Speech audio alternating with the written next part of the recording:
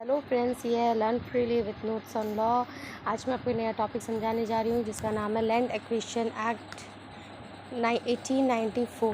Land acquisition in India refers to the process by which the union और the state government in India acquires private land for the purpose of land acquisition. Acquisition से ही पता चल रहा है कि acquire करना। India refers क्या रिफ़र करता है उस प्रोसेस को जो यूनियन और स्टेट गवर्नमेंट क्या करती है, इंडिया के एक्वायर करती है प्राइवेट लैंड को। किस पर्पस के लिए? इंडस्ट्रियलाइजेशन के लिए, डेवलपमेंट के लिए, ऑफ इंफ्रास्ट्रक्चर फैसिलिटीज़ देती है और urbanisation of private land. Can provides compensations to affected land owners and their rehabilitation and resettlement के लिए। ठीक है, डेफिनेशंस आपको क्या कहते हैं इसके रिगार्डिंग्स गिवन है, आपके बेयर एक्ट में गिवन है, आपकी लैंड की है। देखिए आपका बेयर एक्ट है, इसमें आपकी डेफिनेशंस प्रोवाइड है। लैंड है, लोकल अथॉरिटीज़ है, पर्सन इंटरेस्टेड,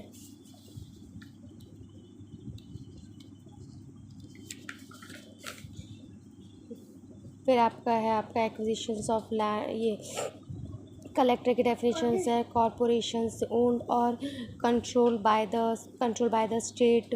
कोर्ट, कंपनीज आपके कंपनीज कहाँ डिफ़ाइन है, कंपनी का मीन्स क्या है ये डिफ़ाइन कर रखा है।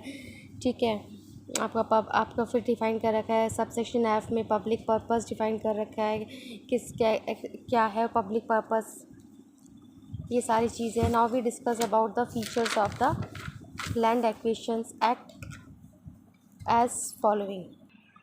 These are the features of Land Acquisition Act. Under Land Acquisition Act, the word public purpose has narrower connotations, which means and include infrastructure development, housing projects, and using by companies under certain conditions.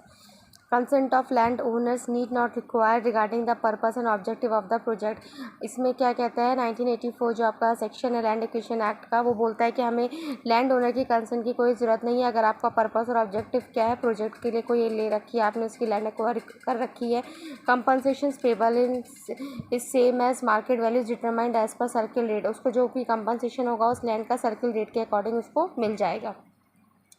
There is no provision for social impact assessment, कोई भी provision नहीं बना है social impact का लेकर। Solatium that means a compensation payable for emotional loss is only up to 30%। अगर कोई emotional loss होता है तो उसका कंपनसेशन से कितना दिया जाएगा? 30% दिया जाएगा।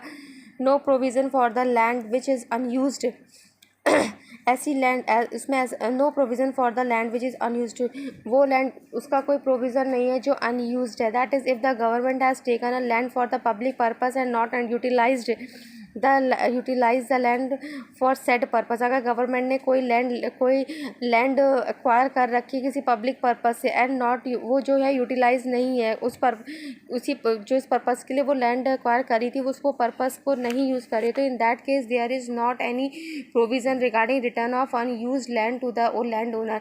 तो इसमें ऐसा कोई प्रोविज़न नहीं गिवन है कि जो वो लैंड है वो ओनर को रिटर्न की जाएगी। No provision for rehabilitation and resettlement under the land acquisition act 1894। Land उस टाइम पे इस एक्ट जब ये था 1894 का जो एक्ट है उस समय रिहेबिलिटेशन एंड रीसेटलमेंट को लेकर कोई भी प्रोविज़न नहीं गिवन था। बट अब जो आपका अमेंडमेंट हुआ है ये 2013 में, तो उसमें आपको जो है ये एक्ट बना है LCRR करके, रिहेबिलिटेशन से रीसेटलमेंट एक्ट बना है आपका।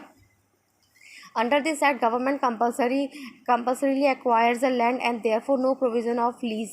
गवर्नमेंट जो है आपका अगर कंपल्सरीली एक्वायर कर सकता है आपकी लैंड को, ठीक है, और आपको कोई भी उसका लीज कोई प्रोविज़न नहीं दिया है इसको लेकर, लीज को लेकर। If there is any urgency in that case government has power to acquire that land without giving prior notice. अगर कभी कोई भी इमरजेंसी में केस है तो गवर्नमेंट के पास पावर है कि वो उस लैंड को एक्वायर कर सकते हैं बिना उसके ओनर को नोटिस दिए हुए, और टोकन और कंपनसेशन, ना वो नोटिस दे सकती है, ना वो टोकन, ना वो compensation. No provision of sharing of profit between government and the land owner, कोई भी इसके ऐसा कोई प्रोविज़न नहीं प्रोवाइडेड है लैंड एक्विजिशन एक्ट में कि गवर्नमेंट को जो है उसका प्रॉफिट की जो भी लैंड से प्रॉफिट आएगा उसका शेयर जो है गवर्नमेंट और लैंड ओनर को बीच में शेयर होगा। तो ये था आपका लैंड एक्विजिशन का टॉपिक। होप सो आपको ये पसंद आए और समझ में आए। गाइस, अगर आपको ये समझ में आता है पसंद तो please like share and subscribe my channel. Thank you. फिर मिलते हैं एक नई वीडियो के साथ, एक नए टॉपिक के साथ। Bye, thank you.